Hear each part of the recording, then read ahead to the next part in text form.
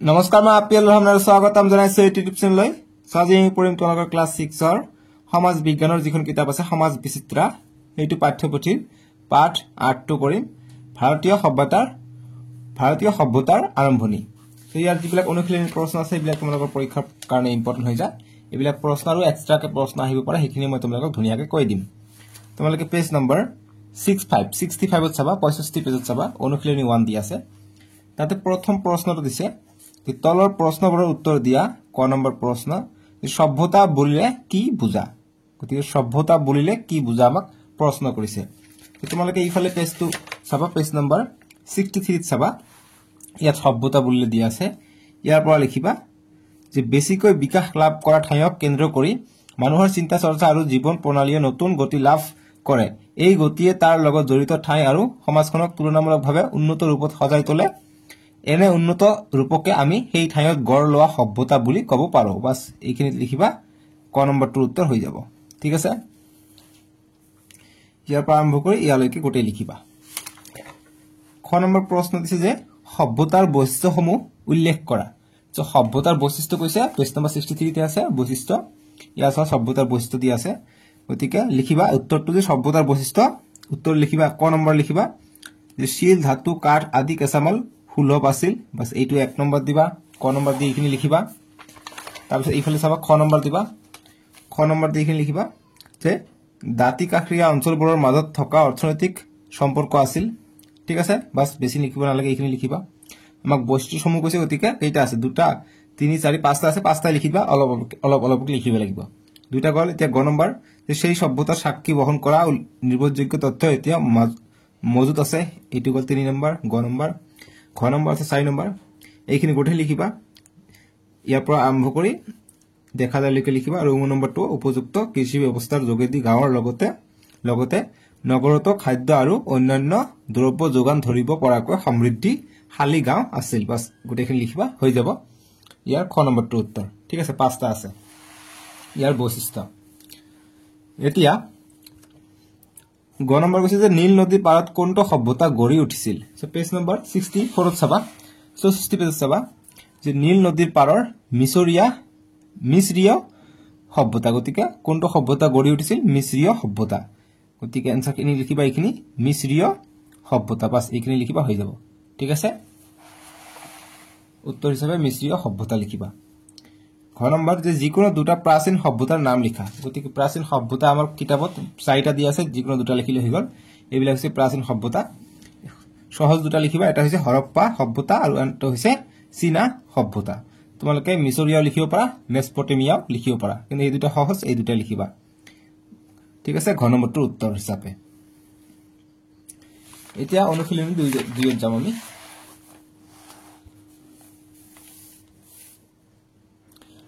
এতিয়া অনুশীলনী 2 চাবা অনুশীলনী 2 পেজ নম্বৰ 68 ত চাবা 68 পেজত চাবা যে তলৰ প্ৰশ্নবোৰৰ উত্তৰ দিয়া ঠিক আছে উত্তৰ দিব কৈছে প্ৰশ্নবিলাকৰ ক নম্বৰ প্ৰশ্ন দিছে যে সিন্ধু সভ্যতাক আন কি নামেৰে জনা যায় গতিকে সিন্ধু সভ্যতাক আৰু কি নামেৰে জনা যায় এইফালে চাবা ধুনিয়াকৈ দিয়া আছে যে সিন্ধু সভ্যতাক আৰু কি নামেৰে জনা যায় ইয়াত চাবা যে সিন্ধু সভ্যতাক আৰু কি নামেৰে জনা যায় উত্তৰ হিচাপে লিখিবা যে সিন্ধু সভ্যতাক সিন্ধু হৰপ্পা আৰু সিন্ধু সৰস্বতী সভ্যতা বাস এইখিনিটা লিখিবা সিন্ধু হৰপ্পা সিন্ধু সৰস্বতী এইখিনি লিখিবা সিন্ধু সৰস্বতী এই তিনিটা সভ্যতা নামেৰে জনা যায় বুজি পাইছা না এইখিনি এইটো আৰু হিন্দু সৰস্বতী ঠিক আছে সৰস্বতী যি কোৱা আৰু তো ব্ৰাইটনেছটো অকমান বঢ়াই দিও নহলে দেখা নাপা তোমালোকে কিতাপত চাবা দেখা নগৰে তোমালোকে মিলাই লব পেজ নম্বৰ 65 ত দিয়া আছে এতিয়া দিয়া আছে আমাক খ নম্বৰ প্ৰশ্ন যে হৰপ্পা সভ্যতাৰ উল্লেখযোগ্য যিকোনো দুটা স্থানৰ নাম লিখা গতিকে হৰপ্পাৰ দুটা উল্লেখযোগ্য স্থানৰ নাম লিখিব কৈছে গতিকে হৰপ্পা সভ্যতাৰ উল্লেখযোগ্য নাম পেজ নম্বৰ 66 চাবা ইয়াত আছে বহুতো আছে কট ডিজি আছে নৌচাৰো আছে কালি বাগান আছে আকৌ বানালি আছে লেথাল আছে এইবিলাক সো গতিকে যিকোনো দুটা লিখিলে হৈ গল সো তোমালোকে এটা লেথাল লিখিবা এটা কালি বাগান বা নৌচাৰো তোমালোকে যিকোনো দুটা লিখিবা হৈ যাব দুটা বিচাৰিছে লিখিলে হৈ যাব ঠিক আছে দুটা স্থানৰ নাম লিখিব গৈছে এতিয়া গ নম্বৰ যে হৰপ্পা সভ্যতাৰ নগৰৰ গাঁথনি কেনে আছিল গতিকে হৰপ্পা সভ্যতাৰ নগৰৰ গাঁথনি ইয়াৰ পৰা আছে গতিকে নগৰৰ গাঁথনি আমি ঘৰ দুৱাৰৰ পৰা জানিব পাৰিম ঠিক আছে গতিকে এইখিনি লিখিবা যে ইয়াৰ পৰা লিখিব যে সেই সময়ৰ নগৰবোৰক গাঁথনিৰ ফালৰ পৰা দুৰ্গ আৰু নামনি চহৰ এই দুই ভাগত ভগাব পাৰি দুৰ্গ হল চহৰৰ ওখ অংশ য'ত ৰাজহুৱা গৃহ যেনে শস্যৰ ভঁৰাল ৰাজহুৱা স্নানগাৰ সভাগৃহ আদি আছিল ঠিক আছে তাৰপিছত লিখিবা যে এই অঞ্চলতে শাসক শ্ৰেণীৰ লোকে বাস কৰিছিল বাস এইখিনি লিখিবা হৈ যাব ইয়ালৈকে লিখিবা ইয়াৰ পৰা ইয়ালৈকে লিখিবা আনসাৰটো হৈ যাব আৰু লিখিব নালাগে বেছি এতিয়া নেক্সট আমাক কি কৈছে 2 নম্বৰ প্ৰশ্নবিলাক দিছে যে চুমুটকা লিখা হৰপ্পা সভ্যতাৰ সময়ৰ আমাক চুমুটকা লিখিব কৈছে যে সৰস্বতী নদীৰ বিষয়ে লিখিব কৈছে ঘৰ দুৱাৰ কেনেকুৱা আছিল সেই টাইমৰ গতিকে এইবিলাকৰ বিষয়ে লিখিব দিছে আমাক প্ৰথমে ক নম্বৰ যেটো আছে সৰস্বতী নদী গতিকে সৰস্বতী নদীৰ ওপৰত আমি প্ৰথমে চুমুটকা লিখিলাম সৰস্বতী নদী ইয়াত আছে পেজ নম্বৰ 66 চাবা ইয়াত চাবা সৰস্বতী নদীৰ বিষয়ে দিয়া আছে গতিকে ওপৰখিনি ইয়াৰ বিষয়ে দিয়া আছে তোমালোকে ইয়াৰ পৰা লিখিবা পেজ নম্বৰ 65 চাবা ইয়াৰ পৰা লিখিবা উত্তৰটো ইয়াৰ পৰা লিখিবা ক নম্বৰটো কাৰণে যে সৰস্বতী নদীৰ কাষত অসংখ্য ঠাই আছিল যিবোৰক এতিয়া ভাৰতত গংগাৰ আৰু পাকিস্তানত হকৰা বুলি অভিহিত কৰা হৈছে গতিকে এনেকুৱা আহিব পাৰে যে সৰস্বতী নদীৰ পাৰত পাকিস্তানত কি নাম বুলি অভিহিত কৰা হৈছে গতিকে হকৰা বুলি উল্লেখ কৰা হৈছে আৰু ভাৰতত কি বুলি উল্লেখ কৰা হৈছে ঘগ্গাৰ ঠিক আছে গতিকে এইটো 1 নম্বৰৰ কাৰণে আহিব পাৰে পৰীক্ষাত এক্সট্ৰাকে যদি প্ৰশ্ন বনাই দিয়ে ঠিক আছে এইখিনি লিখিবা আমি ক নম্বৰৰ কাৰণে অভিহিত কৰা হৈছে এই নদীখনত বাৰিষাৰ সময়তহে পানী থাকে ঋগবেদত সৰস্বতী নদীৰ প্ৰথম উল্লেখ পোৱা যায় গতিকে সৰস্বতী নদীৰ প্ৰথমত কত উল্লেখ পোৱা যায় ঋগবেদত এইটো প্ৰশ্ন আহিব পাৰে বাকি ক নম্বৰটো ইমানখিনি লিখিবা হৈ যাব চমুটকাৰ কাৰণে এতিয়া আমাক যে ঘৰ দুৱাৰ এই হৰপ্পা সভ্যতাৰ ঘৰ দুৱাৰ কেনেকুৱা আছিল গতিকে আমি যি এইটো লিখিলো গ নম্বৰটো তো সেম টু সেম লিখিবা হৈ যাব খ নম্বৰটো কাৰণে ঘৰ দুৱাৰ এইটো সেম টু সেম লিখিবা হৈ যাব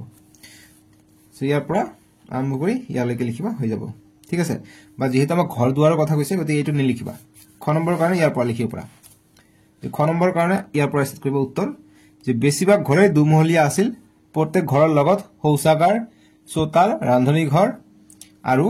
একাধিক খোৱা কোঠালিৰ ব্যৱস্থা আছিল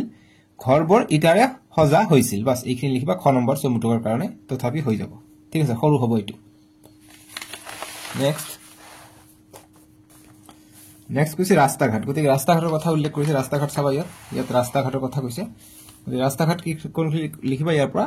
যে হৰপ্পা সভ্যতাৰ অন্তৰ্গত চহৰবোৰৰ ৰাস্তা ঘাটবোৰ আছিল আহল বহল আৰু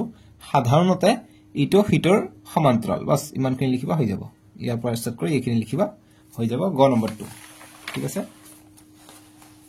এটা ঘ নম্বৰ প্ৰশ্ন যে জল নিষ্কাশন ব্যৱস্থা গতিকে জল নিষ্কাশন ব্যৱস্থা কেনেকুৱা আছিল ইফালে চাবা জল নিষ্কাশন ব্যৱস্থা ইয়াত ধুনিয়াকৈ দিয়া আছে গতিকে অলপমান লিখিবা ইয়াৰ পৰা যে হৰপ্পা সভ্যতাৰ চহৰবোৰৰ জল নিষ্কাশন অৰ্থাৎ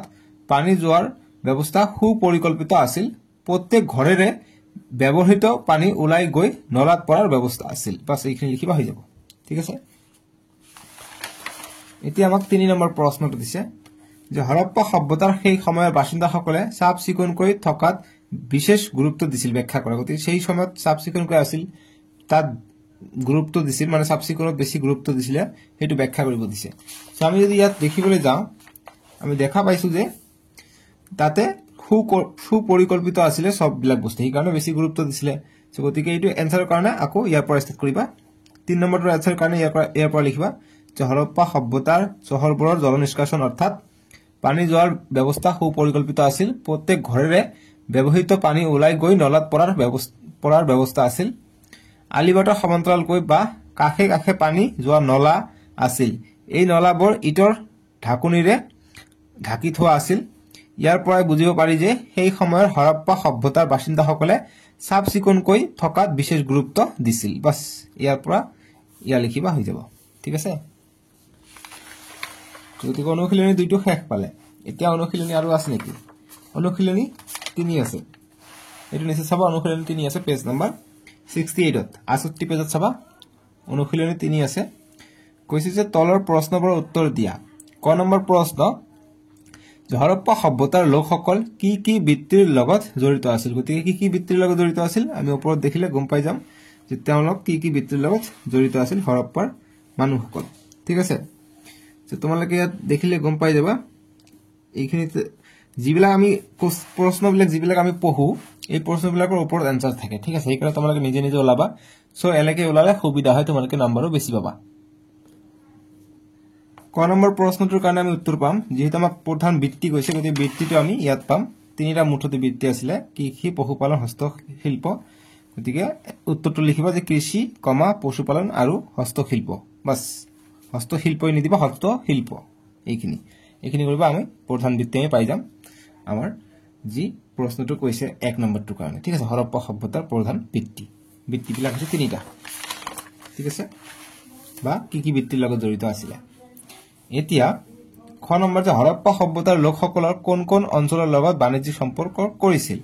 সো আমি উত্তৰটো ইয়াতে পাম ওপৰতে পেজ নম্বৰ 68 তে চাবা যে ইয়াৰ পৰা লিখিবা খ নম্বৰটোৰ কাৰণে উত্তৰ যে হৰপ্পা সভ্যতাৰ লোকসকলে নিজৰ অঞ্চলৰ উপৰি সমসাময়িক আন সভ্যতাৰ লোকসকলৰ সৈতে বাণিজ্যিক যোগাযোগ স্থাপন কৰিছিল ঠিক আছে এতিয়া গ নম্বৰ যে বহিজগতৰ লগত হৰপ্পাবাসীৰ বাণিজ্যিক সম্পৰ্কৰ কি প্ৰমাণ পোৱা যায় সো আমি কি প্ৰমাণ পোৱা যায় যে বহিজগতৰ লগত বাণিজ্যিক সম্পৰ্ক আছিল সো আমি এইখিনি লিখিম ইয়াৰ পৰা চেক কৰিবা যে হৰপ্পা সভ্যতাৰ শিল মোহৰ মাটিৰ পাত্ৰ আদিৰ অংশবিশেষ মেছপটেমিয়া আৰু পাৰ্চৰ পৰা উদ্ধাৰ কৰা হৈছে সেইদৰে মেছপটেমিয়াৰ শিল মোহৰ হৰপ্পাত পোৱা গৈছে এনেদৰে উদ্ধাৰ হোৱা সামগ্ৰীবোৰে আন ঠাইৰ লগত থকা হৰপ্পাৰ বাণিজ্যিক সম্পৰ্কৰ সাক্ষ্য বাহন কৰে অৰ্থাৎ দুজনৰ মাজত বেপাৰ বাণিজ্য হৈছিল টকাৰ লেনদেন হৈছে ইয়াৰ টকা ইয়াত পোৱা গৈছে ইয়াৰ টকা ইয়াত পোৱা গৈছে এইটোৱে সাক্ষ্যৰ বাহন কৰে এটো গ নম্বৰৰ উত্তৰ হ'ব এটা ঘ নম্বৰ প্ৰশ্ন কৈছে যে হৰপ্পা সভ্যতাৰ লোকসকলে কি শস্য খেতি কৰিছিল গতিকে কি শস্য খেতি কৰিছিল পেজ নম্বৰ 67 ত চাবা এইবিলাক হৈছে শস্য কি শস্য সৰিহ গেহু বাৰ্লি শাকপাচলি ফলমূল কপাহ সো শস্য যেহেতু কৈছে তোমালোকে লিখিবা যে সৰিহ গেহু দুটা লিখিব কৈছে দুটা লিখিবা গেহু আৰু সৰিহ বাস হৈ যাব ঠিক আছে পেজ নম্বৰ 67 চাবা এনসাৰটো আছে এতিয়া আসন্তু কত গত তলত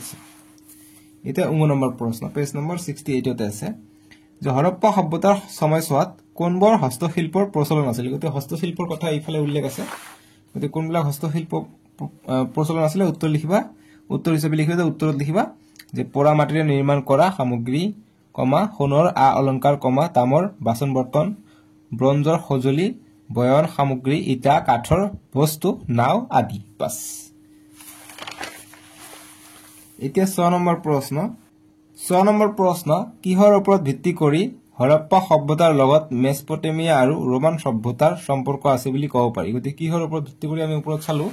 যেহেতু হৰপ্পা সভ্যতাটো মেছপটেমিয়া সভ্যতাৰ লগত আৰু পাৰস্য পৰা উদ্ধাৰ কৰা হৈছিল গতিকে তাৰ পৰা কি শিল মোহৰটো আমি পোৱা গৈছিল হৰপ্পাত গতিকে হৰপ্পাটো মেছপটেমিয়াৰ লগত জড়িত হৈ আছিল আৰু ৰোমান সভ্যতাৰ লগতো জড়িত হৈ আছে গতিকে কিহৰ ওপৰত ভিত্তি কৰি গতিকে লিখিবা যে হৰপ্পাত পোৱা শিল মোহৰ লিখিবা শিল মোহৰৰ ওপৰত ভিত্তি কৰি এনসাৰটো হ'ব শিল মোহৰ উত্তৰটো হ'ব শিল মোহৰৰ ওপৰত ভিত্তি কৰি বাস এইখিনি এনসাৰ কৰিবা হৈ যাব বুজি পাইছা বা শিল মোহৰ বুলি লিখিবা উত্তৰ তথাপি হৈ যাব এতিয়া 2 নম্বৰ প্ৰশ্ন আছে চমুটকা লিখা হৰপ্পাকালীনৰ জীৱিকা আৰু বাণিজ্যৰ ওপৰত গতে জীৱিকাটো প্ৰথমে চাই লওঁ জীৱিকাটো পেজ নম্বৰ 67 ত চাবা জীৱিকাৰ বিষয় দি আছে অকমান লিখি দিবা হৈ যাব তো জীৱিকাৰ ওপৰত অকমান লিখিব কৈছে সো গতিকে আমি ইয়াৰ পৰা লিখিম ইয়াৰ পৰা যে হৰপ্পা সভ্যতাৰ বিভিন্ন চহৰত উদ্ধাৰ হোৱা অৱশিষ্টবোৰৰ পৰা আমি সেই সময়ৰ মানুহৰ জীৱন আৰু জীৱিকাৰ বিষয়ে জানিব পাৰো ভিন ঠাইৰ পৰা উদ্ধাৰ হোৱা শস্য বীজৰ ওপৰত ভিত্তি কৰি তেওঁলোকৰ কৃষিৰ কথা জানিব পাৰি বাস বেছি লিখিব নালাগে এইখিনি লিখিবা হৈ যাব জীৱিকা গল এতিয়া আমাক কি কৈছে বাণিজ্যৰ কাৰণে ওপৰত চাবা আছে অলপমান লিখি দিবা যে ইয়াৰ পৰা লিখিবা যে হৰপ্পা সভ্যতাৰ লোকসকলে নিজৰ অঞ্চলৰ উপৰি সমসাময়িক আন সভ্যতাৰ লোকসকলৰ সৈতে বাণিজ্যিক যোগাযোগ স্থাপন কৰিছিল বাস এইখিনি লিখিবা হৈ যাব আৰু লিখিব নালাগে বেছি ঠিক আছে এতিয়া অনুশীলনী 4 চাম অনুশীলনী 4 দিছে আমাক যে তলৰ প্ৰশ্নবোৰৰ উত্তৰ দিয়া যে ইউনিকৰ্ন কি গতি ইউনিকৰ্ন কি মই কি কৈছো ওপৰত আছে আনসাৰটো ইউনিকৰ্ন ইয়াতে চাবলৈ পাবা ইউনিকৰ্নটো কি হয় ইয়াত চাবা পেজ নম্বৰ 69 চাবা 69 চাবা ইউনিকৰ্ন বুলি লিখা আছে ইয়াত চাবা ইয়াৰ পৰা লিখিবা যে হৰপ্পাৰ সিল মোহৰবোৰত এশেঙিয়া জন্তু এবিডৰ প্ৰতিছবি দেখা যায় যাক ইউনিকৰ্ন বুলি কোৱা হয় বাস এইখিনি লিখিবা আনসাৰটো হৈ গল ঠিক আছে ইয়াৰ পৰা আৰম্ভ কৰি ইয়ালৈকে বুজি পালা একেবাৰে সহজ প্ৰশ্ন এইবিলাক লৈ টেনচন নকৰিবা ক নম্বৰ গলে তে খ নম্বৰ প্ৰশ্ন যে সিল মোহৰবোৰত কি জন্তুৰ প্ৰতিছবি পোৱা গৈছে গতিকে সিলবোৰত কি জন্তুৰ প্ৰতিছবি পোৱা গৈছে পেজ নম্বৰ 69 তে চাবা সিল মোহৰত কি প্ৰতিছবি পোৱা গৈছে উত্তৰ লিখিবা যে সাৰগৰু ভেড়া বাঘ আৰু হাতীৰ চিত্ৰ খোদিত কৰা হৈছিল বা পোৱা গৈছিল হাতীৰ চিত্ৰ পোৱা গৈছিল বাস এইখিনি লিখিবা হৈ যাব বুজি পালা এতিয়া গ নম্বৰ প্ৰশ্ন দিছে যে হৰপ্পাকালীন লিপি কি সামগ্ৰীত পোৱা গৈছে গতিকে হৰপ্পাকালীন লিপি কি সামগ্ৰীত পোৱা গৈছে যে হৰপ্পাকালীন যেটো লিপি আছে লিখা আছে এইবিলাক কত পোৱা গৈছে উত্তৰ লিখিবা যে মোহৰ তামৰ ফলি বঞ্জৰ ফলি শিলৰ টুকুৰা পোৰা মাটিৰ পাত্ৰৰ টুকুৰা আদি পোৱা গৈছে ঠিক আছে বেছি ব্ৰাইটনেছ হলি অকমান কমাই দিও এই ব্ৰাইটনেছটো বাঢ়ি গৈছে এতিয়া ঠিক আছে এতিয়া সমুটকা লিখিব দিছে যে হৰপ্পাৰ সময়ত ধৰ্মীয় বিশ্বাস আৰু ভাষাৰ লিপি গতিকে ক নম্বৰটো কাৰণে লিখিবা ধৰ্মীয় বিশ্বাস ক নম্বৰটো কাৰণে আমি উত্তৰ লিখিম ইয়াৰ পৰা লিখিবা যে হৰপ্পাৰ লোকসকল ধৰ্মীয় বিশ্বাসৰ বিষয়ে সঠিক তথ্য পোৱা নাযায় তথাপিও ভিন ভিন ঠাইৰ পৰা উদ্ধাৰ হোৱা একে ধৰণৰ মাটিৰে নিৰ্মিত নাৰী মূৰ্তি এটাক ইতিহাসবিদসকলে ধৰ্মীয় বিশ্বাসৰ প্ৰতীক বুলি কোৱা হয় বাস এইখিনি লিখিবা হৈ যাব আৰু খ নম্বৰ যেটো দিছে ভাষা আৰু লিপি এইখিনি লিখিবা ভাষা আৰু লিপিৰ পৰা উত্তৰ হিচাপে লিখিবা ইয়াৰ পৰা যে হৰপ্পাবাসীয়ে কি ভাষা ব্যৱহাৰ কৰিছিল সেয়া জনা নাযায় সেয়েহে বিভিন্ন উৎসৰ পৰা উদ্ধাৰ হোৱা লিপিসমূহৰ পাঠোদ্ধাৰ এতিয়াও সম্ভৱ হৈ উঠা নাই কিন্তু ভাষাবিদসকল নিশ্চিত হৈছে যে তেওঁলোকৰ লিপিৰ আখৰবোৰ চিত্ৰলিপি আছিল বাস এইখিনি লিখিবা হৈ যাব এইখিনি আছিল এতিয়া অনুশীলনী 5 দিয়া আছে দেখুন চাও কি প্ৰশ্ন দিয়া আছে এতিয়া অনুশীলনী 5 তো চাম পেজ নম্বৰ 70 দিয়া আছে 70 কৈছে যে তলৰ প্ৰশ্নবোৰৰ উত্তৰ দিয়া ক নম্বৰ যে হৰপ্পা সভ্যতাৰ বেছিভাগ ঘৰ কেনেকুৱা আছিল আমি অলপমান আগতে পাইছো হৰপ্পা সভ্যতাৰ বেছিভাগ ঘৰ দুমহলীয়া আছিল সো পেজ নম্বৰ 66 চাবা 66 পেজ চাবা যে বেছিভাগ ঘৰে দুমহলীয়া আছিল গতিকে এইখিনি লিখিবা আনসাৰটো হৰপ্পা সভ্যতাৰ বেছিভাগ ঘৰে দুমহলীয়া আছিল নেক্সট পেজ নম্বৰ 71 চাবা 2 খ নম্বৰ প্ৰশ্ন দি আছে যে হৰপ্পা সভ্যতাৰ লিপিৰ আখৰবোৰ কেনেকুৱা আছিল গতিকে লিপিৰ আখৰবোৰ কেনেকুৱা আছিল হৰপ্পা সভ্যতাৰ আমি লিপি চাব যাম লিপিৰ বিষয় দি আছে আমাক পেজ নম্বৰ 69 69 সো লিপিৰ কৈছিলে প্ৰশ্নটো কৈছে যে লিপিৰ আখৰবোৰ কেনেকুৱা আছিল গতিকে লিপিৰ আখৰবোৰ একচুয়ালি ধৰিব পৰা নাছিল কৈছিল যে ভাষাবিদসকলে নিশ্চিত হৈছে যে তেওঁৰ লিপিৰ আখৰবোৰ কি আছিল চিত্ৰলিপি আছিল গতিকে উত্তৰ হিচাপে লিখিবা যে চিত্ৰলিপি আছিল চিত্ৰলিপি বুজি পালা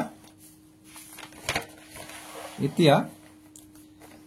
গ নম্বৰ প্ৰশ্ন যে হৰপ্পা সভ্যতাৰ মোহৰবোৰত কিহৰ চিত্ৰ খোদিত আছিল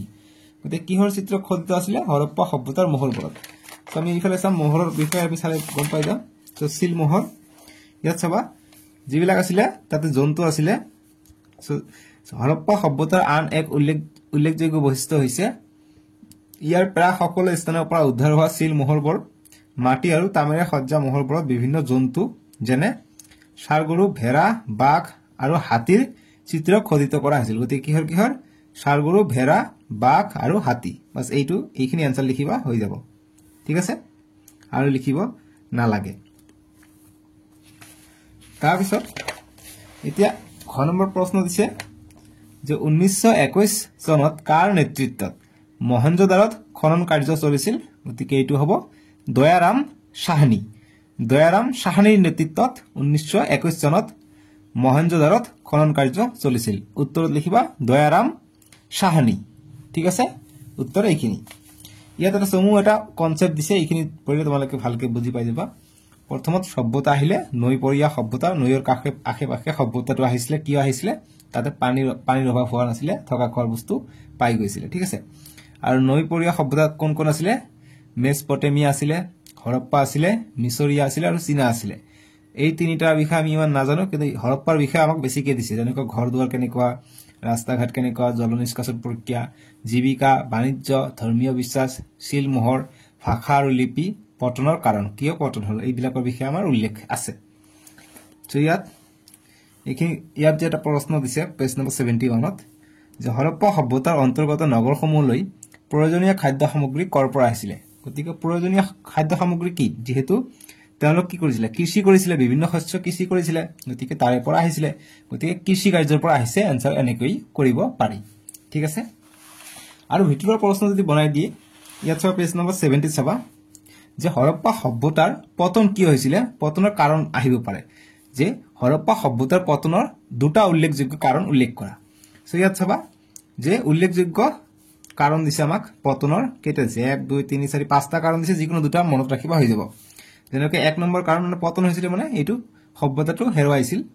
হৰপ্পা সকলে। ক নম্বৰ কাৰণটো দিবা, যে ভূমিকম্প অথবা বানপানীৰ নিচিনা প্ৰাকৃতিক দুৰ্যোগৰ বাবে, আৰু সৰুটো ল'বা, নম্বৰটো সৰু আছে, যে বহিৰাগত শক্তিৰ আক্ৰমণ। বাস এই দুটা আমি মনত ৰাখিম, তেতিয়া আমি পতনৰ কাৰণ পাই যাম হৰপ্পা সভ্যতাৰ। ঠিক আছে, এইটো হৈছে বাহিৰা প্ৰশ্ন। ঠিক একেদৰে আৰু বাহিৰা প্ৰশ্ন আহে ইয়াৰ পৰা, যেনেকুৱা পেজ নম্বৰ 65ত চাবা, পেজ নম্বৰ 65ত চাবা, 65 পেজত চাবা, যে কিয় যি হৰপ্পা সভ্যতা আছিলে, এই সভ্যতাসমূহ বা যিখিনি সভ্যতা আছে, এই সভ্যতাবোৰ কিয় নৈৰ পাৰত গঢ় লৈ উঠাৰ প্ৰধান কাৰণ কি আছিলে, যে বিভিন্ন সভ্যতাসমূহ নৈৰ পাৰত কিয় গঢ় লৈ উঠিছিলে, তাৰ প্ৰধান কাৰণ দুটা উল্লেখ কৰা। গতিকে কাৰণকেইটা ইয়াত দি আছে, যে গঢ় লৈ উঠাৰ প্ৰধান কাৰণ ইয়াত তিনিটা আছে, দুটা মনত ৰাখিব। যেনেকৈ 1 নম্বৰ কাৰণ, যে ডাঙৰ নৈ আৰু ইয়াৰ উপনৈবোৰৰ পানীয়ে খেতি বাতিৰ বিকাশত অৰিহণা যোগায়। খ নম্বৰ, যে জলপথে যোগাযোগৰ সুবিধা দি বেপাৰ বাণিজ্যৰ প্ৰসাৰত সহায় কৰে। আৰু গ নম্বৰ, নৈপৰীয়া জলবায়ু, সাৰুৱা ভূমি, বনজ সম্পদ আদিয়ে উন্নতিৰ বাবে অনুকূল পৰিৱেশৰ সৃষ্টি কৰে। যিকোনো দুটা মনত ৰাখিবা, দুটাই লিখিব আহিব, কেতিয়াবা তিনিটা আহিব পাৰে, গতিকে তিনিটা পঢ়ি ৰাখিবা, ভাল হ'ব। যে কিয় সভ্যতাসমূহ নৈ পাৰত গঢ়ি উঠিছিলে, তাৰ প্ৰধান তিনিটা কাৰণ উল্লেখ কৰা। বাস এই তিনিটা কাৰণ তোমালোকে লিখি দিবা, হৈ যাব। বুজি পাইছে না? একেবাৰে উজু প্ৰশ্ন এইবিলাক। এই দুটা ইম্পৰ্টেণ্ট আছিলে, ভিতৰৰ প্ৰশ্ন যদি বনাই দিয়ে কেতিয়াবা। ঠিক আছে, লগতে তোমালোকে আহিব পাৰে যে হৰপ্পা যিটো সভ্যতা আছিলে, এইটো কিমান চনৰ পৰা কিমানলৈকে গৈছিলে। গতিকে খ্ৰীষ্টাব্দ পূৰ্ব 3150 পৰা খ্ৰীষ্টাব্দ পূৰ্ব 1900 লৈকে গৈছিলে। আৰু কোনটো দেশ সংশ্লিষ্ট আছিলে, গতিকে কোনটো দেশত আছিলে, আফগানিস্তান, পাকিস্তান, ভাৰত। ঠিক একেদৰে মেছপটিয়া ক'ত আছিলে, ইৰাণ, সিৰিয়া, তুৰ্কী। মিছৰীয়াটো আছিলে ইজিপ্ত, আৰু চীনাটো আছিলে চীনত। ঠিক আছে, এইখিনি আছিলে বস্তুখিনি। পাঠটো পঢ়িবা, ধুনীয়াকে বুজি পাবা। প্ৰশ্ন এইখিনি আছে আৰু বেছি নাই, তেনেকুৱা নাই। গতিকে ইংৰাজীত কয় যিটো আছে আমাৰ সিন্ধু উপত্যকা সভ্যতা, ইয়াত ইণ্ডাছ ভেলী চিভিলাইজেশ্যন বুলিয়ে কয়। গতিকে এইটোৰ ওপৰত প্ৰশ্ন আহে যে হৰপ্পা সভ্যতাটো কিমান বছৰ পুৰণি। ইয়াত তোমালোকে লাইনটো আছে পঢ়া, যে সিন্ধু নদীৰ পাৰত, পেজ নম্বৰ 65 চাবা, যে সিন্ধু নদীৰ পাৰত আজিৰ পৰা প্ৰায় 4700 বছৰ পূৰ্বে এক নগৰীয়া সভ্যতাৰ বিকাশ ঘটিছিল। গতিকে ক'ত প্ৰথমে বিকাশ ঘটিছিল, সিন্ধু নদীৰ পাৰত। ঠিক আছে, প্ৰথমত হৈছিলে 4700 বছৰ আগত। গম পাইছেনে কিমান দিন পুৰণি। এইখিনি আছিলে, ভালকে পঢ়িবা তোমালোকে, হৈ যাব। যদি ইয়াৰ ভিতৰৰ পৰা যদি প্ৰশ্ন আহে, পেজ নম্বৰ 64 চাবা, পেজ নম্বৰ 64 চাবা, ইয়াত কেইটামান কথা উল্লেখ কৰিছে, যে ইয়াংচি নদীৰ পাৰত গঢ়ি উঠা চীনা সভ্যতা। গতিকে চীনা সভ্যতাটো কোনটো নদীৰ পাৰত গঢ়ি উঠিছিলে, প্ৰশ্ন আহিব পাৰে। যেনেকুৱা মিছৰীয়া সভ্যতা কোনটো নদীৰ পাৰত গঢ়ি উঠিছিলে, আমি প্ৰশ্ন পাইছো, আমি লিখিছো নীল নদীৰ পাৰত। নীল নদীৰ পাৰত কোনটো আছিলে, মিছৰীয়া। ঠিক একেদৰে চীনা সভ্যতাটো কোনটো নদীৰ পাৰত আছিলে, ইয়াংচি নদীৰ পাৰত। ঠিক আছে, আৰু যি টাইগ্ৰিছ আৰু ইউফ্ৰেটিছ নদীৰ পাৰৰ মেছপটিয়া সভ্যতা। গতিকে মেছপটিয়া সভ্যতাটো ক'ত আছিলে, টাইগ্ৰিছ আৰু ইউফ্ৰেটিছ নদীৰ পাৰত আছিলে। ঠিক একেদৰে এই হুৱাংহ আৰু ইয়াংচি নদীৰ পাৰত চীনা সভ্যতাটো গঢ়ি উঠিছিল। অকল ইয়াংচি নহয়, হুৱাংহ নদীটো আছিলে, ইয়াংচিটো আছিলে। এই দুটা নদী মিলি পেলাই চীনা সভ্যতাটো গঢ়ি উঠিছিলে। বুজি পাইছেনে? দেখা যোৱা নাই, ইমান কেমেৰাত উল্লেখ কৰা নাই। ইয়াত চাবা, হুৱাংহ আৰু ইয়াংচি হৈছে চীনা সভ্যতা, মেছপটিয়া সভ্যতা আছিলে টাইগ্ৰিছ আৰু ইউফ্ৰেটিছ, আৰু যি মিছৰীয়া সভ্যতা আছিলে এইটো আছিলে নীল নদী পাৰত বুজি পাইছা এইকেইটা ইম্পৰ্টেণ্ট বস্তু তো নেক্সট ভিডিও তোমালোকৰ নেক্সট চেপ্টাৰ যেটো আছে পাঠ 9 টো পঢ়িম প্ৰাচীন ভাৰতৰ ৰাজবংশ আৰু সমাজ ডেসক্ৰিপচনত দি আছে লিংকটো তাতে ক্লিক কৰি চাব পাৰিবা নহলে টাইপ কৰিবা ইউটিউবত G2J9V6 আহি যাব ঠিক আছে সো আজিলৈকে আহো বাই বাই টিককে তোমালোকে ভিডিওটো লাইক কৰিবলৈ একেবাৰে নাপাহৰিবা ঠিক আছে ইমান কষ্টকে ভিডিওবোৰ বনাও মই ধুনীয়াকৈ এনসাৰ বিলাক তোমালোকক কিতাপতে দেখাই দি যাও জাস্ট তোমালোকে লাইক কৰি যাবা ঠিক আছে আহো দিয়ক বাই বাই